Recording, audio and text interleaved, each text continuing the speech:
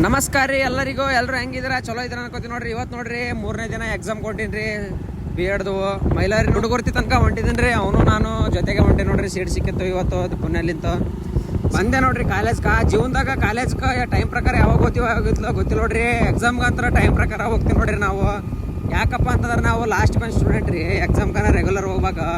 ನಾವು ಬಂದಿದ್ದು ನೋಡ್ರಿ ಎಕ್ಸಾಮ್ ಹಾಲ್ನಾಗ ಯಾರು ಇದ್ದಿದ್ದಿಲ್ಲ ರೀ. ಸ್ಟೂಡೆಂಟ್ಗಳು 4-5 ಜನ ಬಂದಿದ್ದೀರಿ. ನಾವು ಬಂದೇವ್ರಿ. ಸೀದಾ ನಾವು ಬಂದ ತಕ್ಷಣ ಮೇಡಮ್ ಬಂದ್ರು ನೋಡ್ರಿ. ಬಂದ ತಕ್ಷಣ ನೋಡ್ರಿ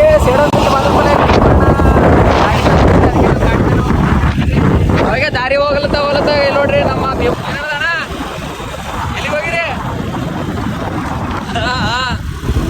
ನೋಡ್ರಿ ಹಂಗೆ ದಾರಿಲಿ ಬರ್ತಾ ಭೀಮಣ್ಣನ ಸಿಕ್ಕನ ಎಲ್ಲ ಎಕ್ಸಾಮ್ ಮುಗಿಸ್ಕೊಂಡು ಸೀದಾ ಊರಿಗೆ ಬಂದೆ ನೋಡ್ರಿ. ಬಂದ್ ಕೇಸಿ ಸೀದಾ ರೆಡಿ ಹಾಕೇಸಿ ಹೊಲಕ್ಕೆ ಬಂದೆ ನೋಡ್ರಿ. ಹೊಲಕ್ಕೆ ಯಾಕೆ ಬಂದಿನಪ್ಪ ಅಂತಂದ್ರೆ ತೊಗರಿ ಹೆಂಗಾಗದೆ ಹಂಗಿಲ್ಲ ಅಂತ ನೋಡ್ಲಕ್ಕೆ ಬಂದೇನ್ರಿ. ತೊಗರಿ ನೋಡ್ರಿ ಯಾಕೋ ಅಲ್ಲಿ ಮ್ಯಾಲ ಗುಂಡಿ ಗಟ್ಲತ್ತದ್ರಿ. ಅದಕ್ಕೆ ಏನು ಪ್ರಾಬ್ಲಮ್ ಆಗಿದೆ ಏನೆಲ್ಲ ಗೊತ್ತಿಲ್ಲ ರೀ. ಮ್ಯಾಲ ಅದ್ರೊಳಗೆ ಹುಳಗಳು ಅವ್ರಿ. ಅದಕ್ಕೆ ಏನಂದ್ರೆ ಸೊಲ್ಯೂಷನ್ ಇದೆ. ಇದ್ರೊಳಗೆ ಎಲೆ ಎಲ್ಲ ಮಾಡಿಸ್ಲತ್ತಾವ. ಇದ್ರೊಳಗೆ ಹುಳಗಳು ಹೊಂಟವ. ಯಾಕೆ ಏನು ಕತ್ತಿ ಗೊತ್ತಾಗ್ಲತ್ತಿಲ್ಲ. ಅದ್ರ ಸಲಕ ಎಣ್ಣೆ ತಂದೀನಿ ರೀ. ಸ್ವಲ್ಪ ಅದೇನೋ ಜಾರ ಏನೋ ಕೊಟ್ಟಾರ್ರಿ. ಅದು ಹಾಕಿ ಹೊಡೆದ್ರೆ ಈ ಥರ ಇದ್ದು ಎಲೆ ಎಲ್ಲ ಓದ್ತಾವ ಅಂತ ಹೇಳ್ಯಾರ. ಏನು ಪ್ರಾಬ್ಲಮ್ ಅದ ಯಾರಿಗಾದ್ರೂ ಗೊತ್ತಿದ್ರ ಕಮೆಂಟ್ ಮಾಡಿರಿ. ನಾಳೆ ಒಂದು ಪೇಪರ್ ಅದ ರೀ. ಪೇಪರ್ ಮುಗಿಸ್ಕೊಂಡು ಕೇಸಿ